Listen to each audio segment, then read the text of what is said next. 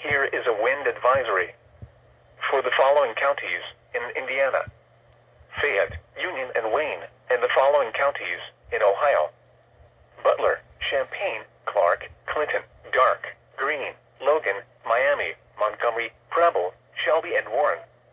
Wind advisory in effect from 10 a.m. this morning to 11 p.m. this evening.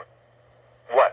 Southwest winds 20 to 30 miles an hour with gusts 45 to 50 miles an hour.